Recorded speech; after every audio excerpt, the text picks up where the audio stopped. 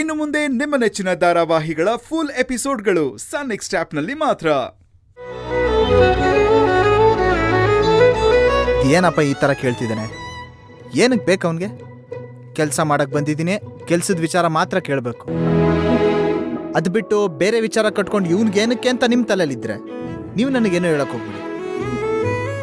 ನಿಮ್ಮನ್ನು ನಾನು ಬೇರೆಯವ್ರ ಥರ ಯಾವತ್ತೂ ಟ್ರೀಟ್ ಮಾಡೇ ಇಲ್ಲ. ನಮ್ಮಲ್ಲೇ ಒಬ್ಬರು ಅಂತ ನೋಡ್ಕೊಂಡಿದ್ದೀನಿ.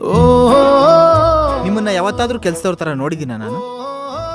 ಆ ಪ್ರೀತಿ ವಿಶ್ವಾಸದಿಂದ ಕೇಳದೆ ಹೊರತು ಬೇರೆ ಯಾವ ಉದ್ದೇಶನೂ ನನಗಿಲ್ಲ. ಸರ್, ನೀವ್ ಕೇಳಿದ ತಪ್ಪು ಅಂತ ನಾನ್ ಹೇಳಿಲ್ಲ, ನೀವೇ ಇಷ್ಟುದ್ದ ಡೈಲಾಗ್ ಹೊಡೆದಿದ್ದು.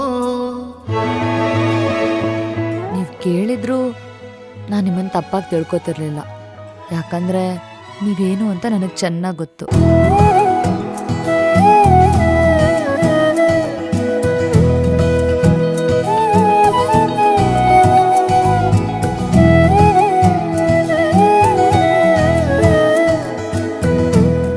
ಥ್ಯಾಂಕ್ಸ್ ಸ್ವಾತಿ ಅವರೇ.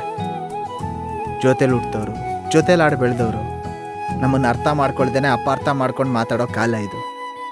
ಅಂಥದ್ರಲ್ಲಿ ನೀವು ನನ್ನನ್ನು ಅರ್ಥ ಮಾಡ್ಕೊಂಡ್ರಲ್ಲ, ತುಂಬ ಥ್ಯಾಂಕ್ಸ್. ಹಾಗೆಲ್ಲ ಏನೂ ಇಲ್ಲ ಸರ್. ಕೆಲವ್ರನ್ನ ಅರ್ಥ ಮಾಡ್ಕೊಳ್ಳೋದೇ ಕಷ್ಟ, ಇನ್ನು ಕೆಲವ್ರನ್ನ ಬೇಗ ಅರ್ಥ ಮಾಡ್ಕೋಬೋದು. ನೀವು ಅಷ್ಟೇ, ನಿಮ್ಮನ್ನ ಬೇಗ ಅರ್ಥ ಮಾಡ್ಕೋಬೋದು. ಸರಿ, ಹೀಗೆ ನಾನು ಹೊಗಳ್ತಾನೆ ಇರ್ತೀರೋ ಅಥವಾ ನೀವು ಡಲ್ ಆಗಿರೋದಕ್ಕೆ ಕಾರಣ ಹೇಳ್ತೀರಾ?